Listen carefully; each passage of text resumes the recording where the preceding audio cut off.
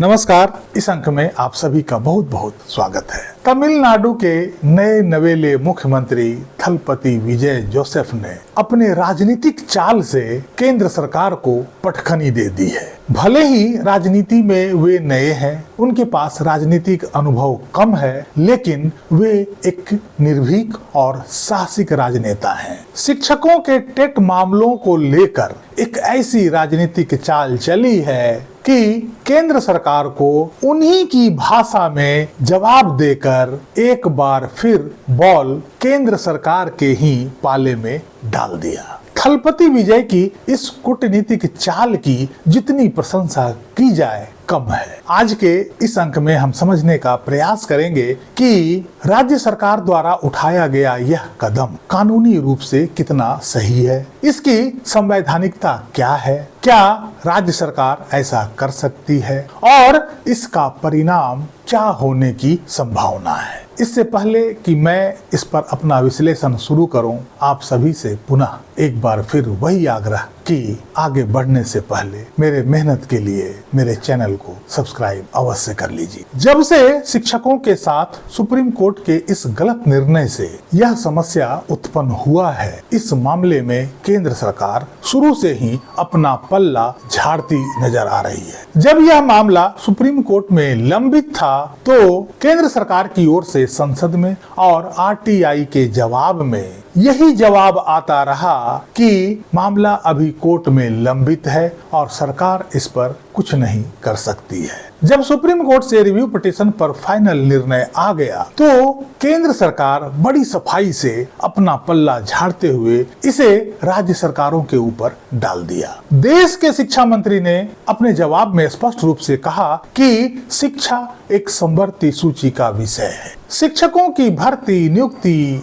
उनकी योग्यता आदि राज्य सरकारों का काम है। शिक्षा मंत्री साहब यह भूल गए थे कि यह सारा फसाद आरटीई एक्ट से संबंधित है, जो कि एक केंद्रीय कानून है, जहां संसद और केंद्र सरकार ही इस पर कुछ करने में सक्षम है, न कि राज्य सरकार। राज्यों के पास इस केंद्रीय कानून में फेरबदल करने का कोई अधिकार नहीं है। यह जानते हुए भी बार बार शिक्षा मंत्री इसी प्रकार का जवाब दे रहे हैं कि शिक्षा समवर्ती सूची का विषय है और इस समस्या का बोझ राज्य सरकारों पर डाल दिया। इसी शिक्षा को समवर्ती सूची में होने का लाभ उठाकर अपने राज्य में शिक्षकों के हितों को ध्यान में रखते हुए वर्षों से कार्यरत शिक्षकों की नौकरी को सुरक्षित करने के उद्देश्य से तमिलनाडु सरकार ने एक साहसिक कदम उठाया और राज्य भर के सेवारत शिक्षकों के लिए टेट से उन्हें छूट प्रदान करने के लिए और उनकी नौकरी सुरक्षित करने के लिए केंद्र सरकार से इस संबंध में आरटीई एक्ट में उचित संशोधन करने हेतु अपने राज्य विधानसभा में सर्वसम्मति से प्रस्ताव पारित करके केंद्र सरकार को भेज दिया। अर्थात केंद्र सरकार अभी तक इस संबंध में जो पल्ला झाड़ते नजर आ रही थी, तमिलनाडु सरकार ने एक राजनीतिक चाल चलकर केंद्र के ही पाले में गेंद को एक बार फिर डाल दिया। अब समझते हैं कि क्या कोई राज्य सरकार ऐसा कर सकती है, इसकी संवैधानिकता क्या है और इसका क्या परिणाम होने की संभावना है। जी हाँ, राज्य सरकारें अपने विधानसभा में प्रस्ताव पारित करके किसी केंद्रीय कानून या राष्ट्रीय नीतियों में संशोधन या बदलाव की मांग कर सकती है। भारतीय संघवाद में राज्यों को यह राजनीतिक अधिकार है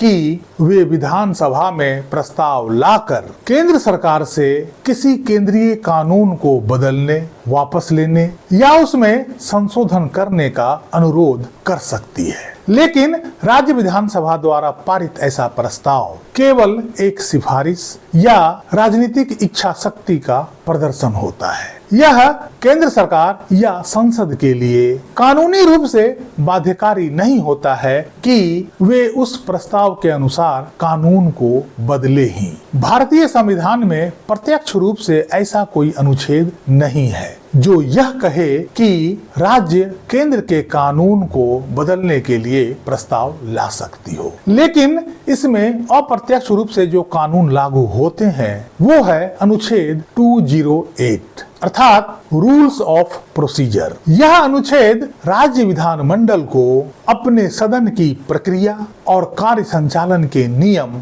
बनाने की पूर्ण स्वायत्तता देता है। इसी शक्ति का उपयोग करके विधानसभाएं प्रस्ताव लाने संबंधी नियम तय करती है। इसके अलावा सुप्रीम कोर्ट ने भी अपने कई निर्णयों में स्पष्ट कर चुका है कि राज्य विधानसभाओं को केंद्रीय कानूनों के खिलाफ प्रस्ताव पारित करने का पूर्ण अधिकार है। माननीय न्यायालय ने कहा कि ये प्रस्ताव केवल राज्य के रुख या जन भावनाओं को व्यक्त करने का एक जरिया है और इससे किसी केंद्रीय कानून का उल्लंघन नहीं होता है, क्योंकि इसका कोई कानूनी बाध्यकारी प्रभाव नहीं होता है। यह पूरा मामला केंद्रीय सूची से संबंधित था। अब समझते हैं समवर्ती सूची से यदि यह मामला संबंधित है तो क्या हो सकता है। यदि कोई केंद्रीय कानून समवर्ती सूची के विषय पर बना हुआ है और राज्य सरकार उसमें अपने राज्य के लिए कोई बदलाव या संशोधन करना चाहती है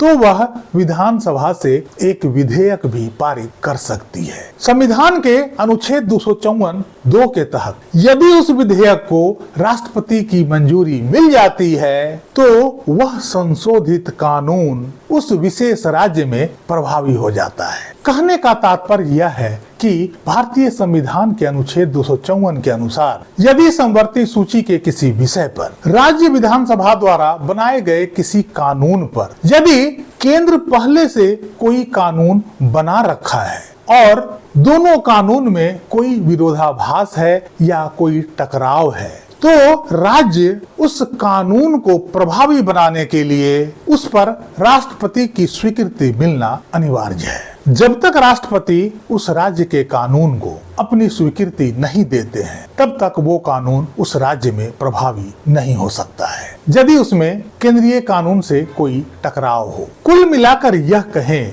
तो निष्कर्ष यह निकल कर आता है कि राज्य सरकार ऐसा कर सकती है। तमिलनाडु राज्य सरकार द्वारा पारित किया गया यह प्रस्ताव पूरी तरह से संवैधानिक है और कानूनी तरीके से यह बिल्कुल फिट है। इससे साफ पता चलता है कि राज्य सरकारों के पास इस समस्या के समाधान हेतु दो तरीके मौजूद हैं। पहला कि अपने विधानसभा में आरटीई एक्ट में संशोधन हेतु प्रस्ताव पारित करके केंद्र सरकार को इसके लिए अनुरोध भेज सकती है और दूसरा यह कि अपने विधानसभा में विधेयक पारित करके समवर्ती सूची में केंद्र के द्वारा बनाए गए उस कानून में संशोधन कर सकती है और इसे राष्ट्रपति के मंजूरी के लिए भेज सकती है। यदि देश का हर राज्य तमिलनाडु सरकार की तरह अपने विधानसभा में प्रस्ताव पारित करके केंद्र सरकार से आरटीई एक्ट में संशोधन का अनुरोध करे